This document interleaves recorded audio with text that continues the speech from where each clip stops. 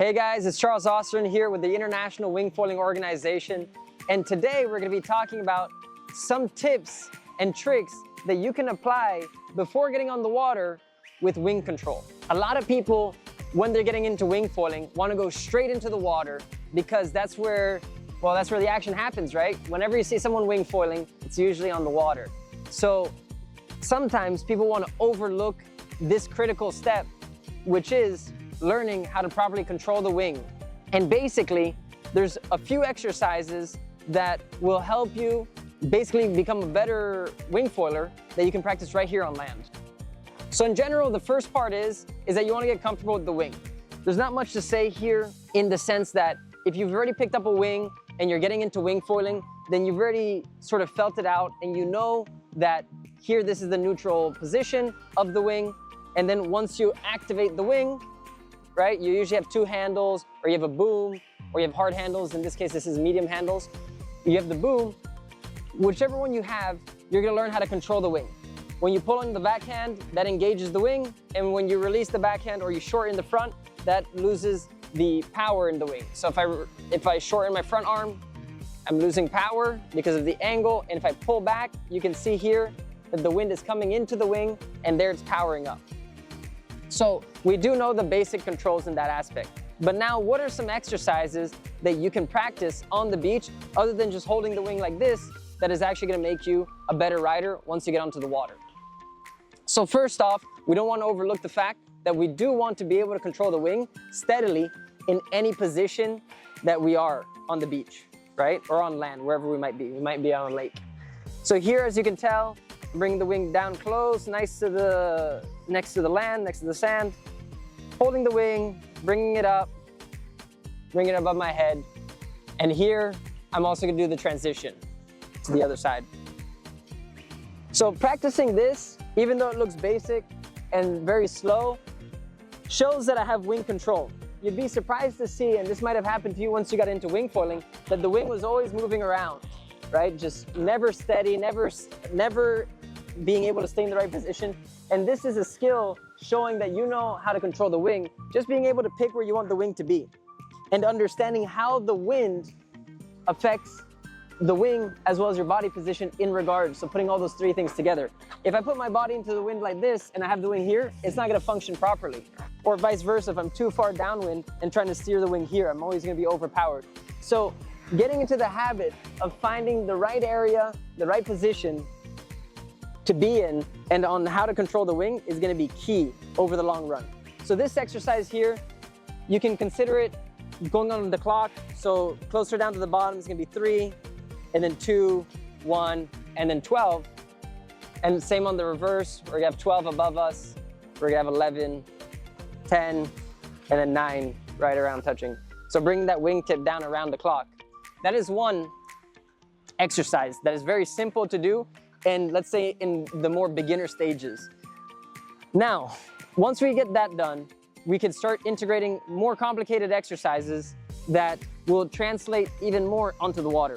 So one of them, once we're in control, is gonna be just walking. Walking, keeping the wing steady, is gonna be something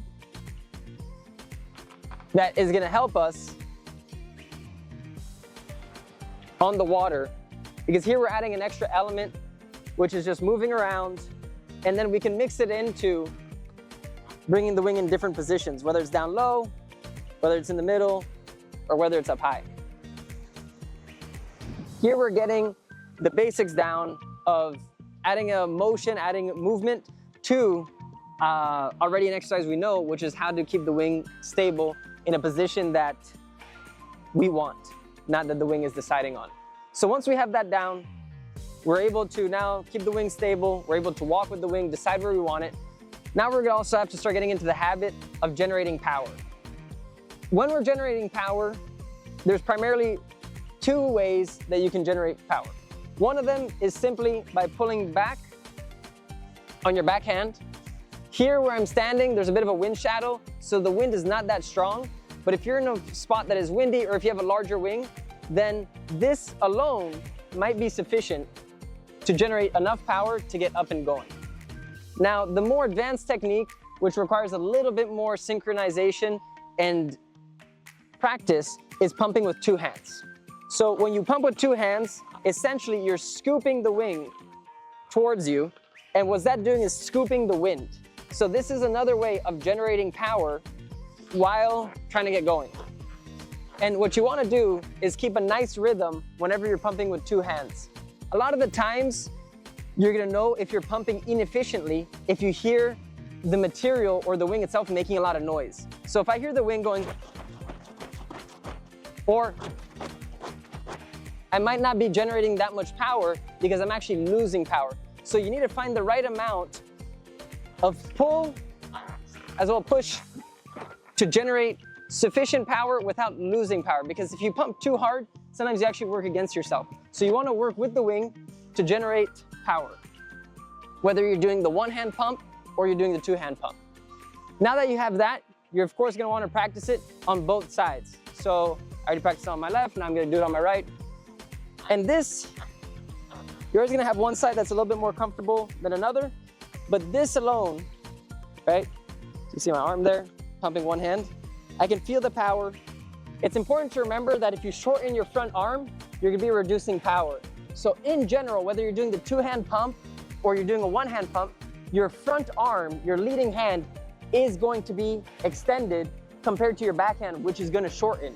When we're doing the pull back, where we're going to want to pull back is to our hips. All right, just so we get this on video here. So when you're pulling down with your arms, you're not going to want to pull straight down to the floor. You're going to want to pull towards your hips, right? This is the spot to aim for. It doesn't mean you're going to reach. It just means that you're going that direction. And this applies for both the 2-hand pump or the 1-hand pump. When you're pumping 2 hands, you're bringing down to your waist, to your hips, and that's how you're going to be generating power. My front arm always stays relatively longer than my back arm, because your back arm, your backhand, you're always going to want to keep a little bit of tension in it, because that's what's going to keep the wind inside of it. Alrighty. So now we already went over how to control the wing, basic, just keeping it steady, how to walk with the wing, keeping it steady, how to generate power with the wing, 2 common techniques. One sort of bonus tip is that if for some reason your wing is not generating you much power, it might be a smaller size. So that's also something to consider when going out there, which we're going to have some videos on, is selecting the right wing size for you, depending on your weight, your spot, your board. There's a lot of factors to consider, but that is also sometimes a factor that people are like, hey, I'm pumping my wing a lot, but I'm just not getting power.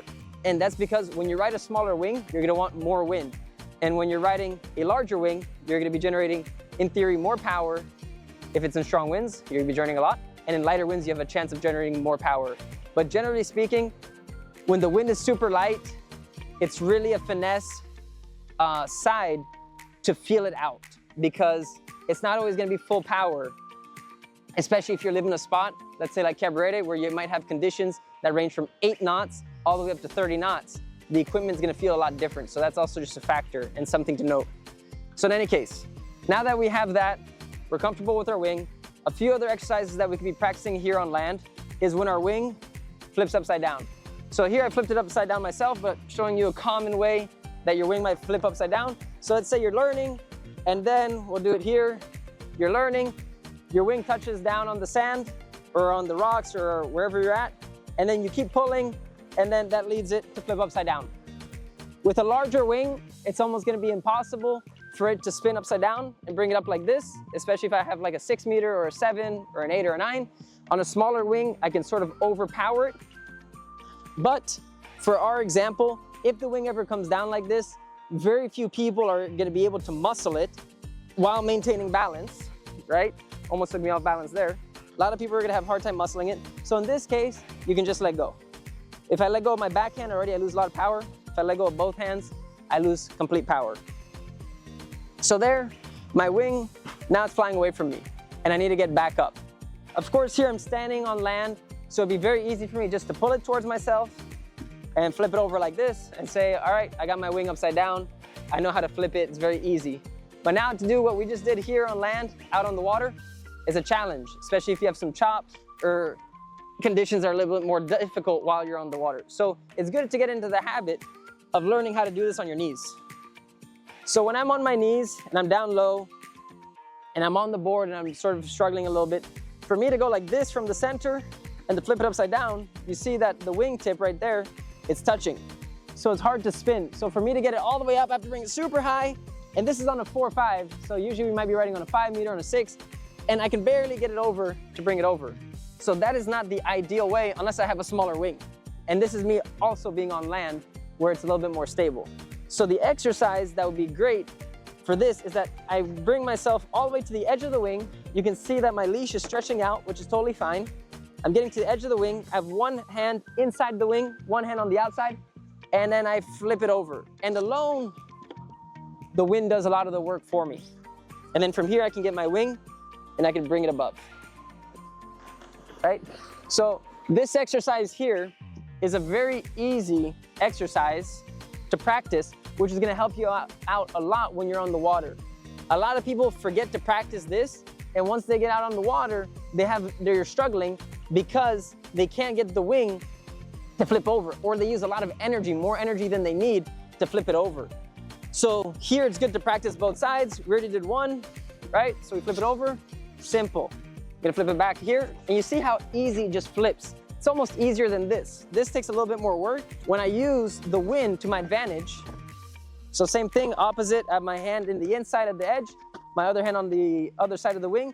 Further out I bring it, it's not really gonna help out too much because here I have a nice short pivot point where I can just bring it over. Super easy, don't need to go too far out, you know, because further out I go, sure, it might seem like it helps, but it doesn't. You just grab the wingtip at the end and boom, flip it over. Super simple, super easy. Any size wing, you'll be able to manage it. So once you learn how to flip over your wing, which is a key skill to learn here on the beach, this is gonna apply a lot when you're out there. Whether you're sitting, whether you're down low, whatever it might be, even if you're swimming in the water, you can flip your wing like that quite easily. So now, another exercise that you can practice is wing control on your knees. So I'll do it looking towards you guys. So here, the same thing, I could do the exercises of just controlling the wing at different positions, sort of like doing around the clock, keeping it nice and steady, figuring out my body position in regards to the wind. Now once I have that, here crawling on my knees, it's not gonna make too much sense to replicate the walking exercise, but what I can practice is the one-hand pumps, as well as the two-hand pumps. Once we're learning in general, we're always gonna wanna keep the wing slightly in a higher angle than you would see the normal guys riding. A lot of the guys, you see them riding with their wings right in front of them. But here when we're learning, we're gonna keep the wing above the water, nice and high, because this gives us more space to play in case it gets too close. If the wingtip keeps touching into the water, you might have that situation where you pull, and then you're gonna lose the wing, and then that's because the wingtip is always touching. So that's one thing that when you're learning how to fly your wing in the beginning, flying it a little bit higher than you would normally is gonna help you out. Of course, you wanna bring it down to a position where you can generate forward momentum, but in general, you'd rather be a little bit higher than too low, especially if you're having that issue where you keep touching the wingtip on the water or wherever you're riding. So that's just one thing to consider if you're having that issue. But in any case, from here, we practiced how to pump, which is great. Now the next big exercise, which we've made some videos on and some shorts, is going from knee to standing. This is an exercise that is key that you can easily practice right here on the beach. And this is gonna help you tremendously once you're on the water. Because a lot of people just learn how to fly the wing standing up, but they never actually practice going from their knees to standing and imagining that they're on a board. So here I could just do a quick little board, surround the outline where the board is. All right, it goes on behind me. So what I'm gonna do to practice this exercise is have my wing in the direction where I'm gonna be going. So here I'm coming into shore if I'm out at sea. I'm gonna need to get my wing. So I get onto my hands, I'm on my board. All right, I'm stabilizing. I'm using my knees to stabilize myself. Now I grab the wing, I bring it above me. You see here, I'm already bringing in a lot of steps to get to the wing, because if I bring it here, then I'm gonna have to transfer my hands over. So you always wanna learn how to keep things as simple as possible.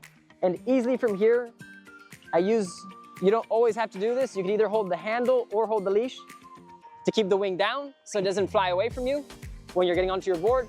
Once you're ready to go, you're gonna grab the leash or the handle, whichever one. You're gonna bring it over you so that it's easily accessible to your opposite hand. And then from there, I got my opposite hand. I'm just doing this very nice and slow. And then there I have it in a neutral position, but now I'm also bringing it past myself, so my hand just has to reach over. A lot of the times, people are trying to reach over to grab their wing, and then that is causing them to fall over. So to avoid that, you wanna bring and make your life easier by bringing things closer to you. So here I'm gonna bring the wing right up to my left, to my opposite hand, in this case my left, and then bring the wing up to my right hand, and there I'm in the position. So from here I have the wing above my head, ready to go, and I can start pumping to get that forward momentum and get into a position where soon I will be going from knee to standing. To do the knee to standing exercise, what I recommend is keeping your wing, like I mentioned, right nicely above your head. You're gonna do 3 pumps just to get some forward momentum. This can depend on the spot you're at. Stronger winds, you might need just 1 or 2 pumps, and lighter wind spots, you might need a couple. Let's just say do it 3 for the exercise. Whoop. And then bring my front foot forward, and then I'd go up. All right? So once I get into this position, if I get up standing too tall, I might lose my balance, fall forward. So what I wanna do is get nice and planted, imagining that I'm almost standing on land, planting my feet, keeping my weight a little bit forward, having that wing nicely above my head, and then, of course, we don't have room to be walking, so we're gonna be moving forward with the board, and then we're gonna be pumping our way until eventually we get foiling. So those are some of the exercises that you can be practicing right here on the beach. The first one, super basic. This is day 1 of practice. It's good to remind yourself sometimes if you haven't been out foiling, just play with the wing on the beach to get control. Then after that, being comfortable flipping the wing upside down is a key skill to master here on land, so that when you're out there in the water, and inevitably you might fall at some point in time, you're gonna be able to flip your wing with ease, not lose energy, because that's usually what happens in lessons or when you're practicing by yourself, you get tired.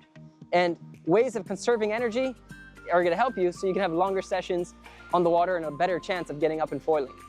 So once we learn how to flip our wings over properly, which is using the wing tip, using the edge of the wing to flip it over and the wind, then we can move into learning how to power up the wing.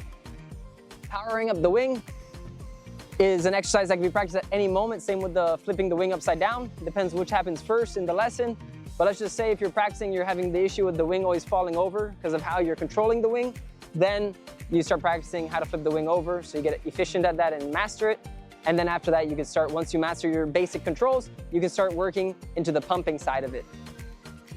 Once you're comfortable with those exercises, as well as walking, then you're in a pretty good state overall to start getting onto the water and applying these tips and tricks essentially to the water, which are gonna help you progress a lot more efficiently.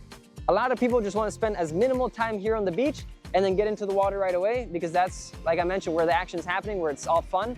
But you want to remember that if you master the basics here on the beach, once you get to the water, your life is gonna be a lot easier. A lot of people don't continue sports because they get frustrated and they try to skip and jump steps.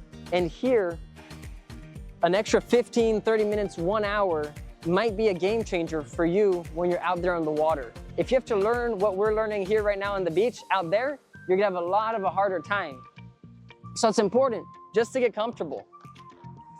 Get comfortable holding the wing, being in a position where you can pump, you can walk, you can go knees, you can kneel down, stand up, kneel down, stand up. Here I'm toe-sided. You can practice that, you're not gonna need to. You don't wanna confuse yourself, but you know, mess around, have some fun. Go from knee to standing, right? Go backwards, popping backwards, whoop. Here I'm toe side, but it's good, mess around, get that wing control, and also how to transition.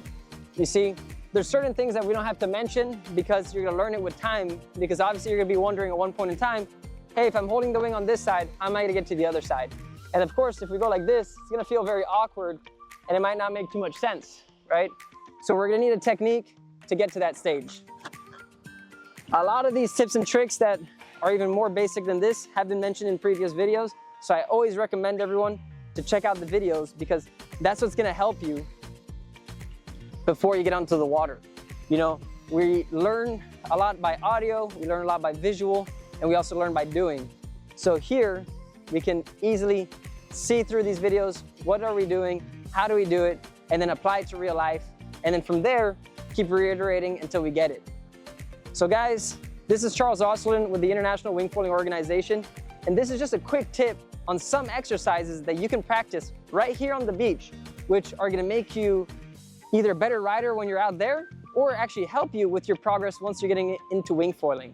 So I recommend when you're getting into this sport, or if you're struggling with this sport, take some time to master the wing.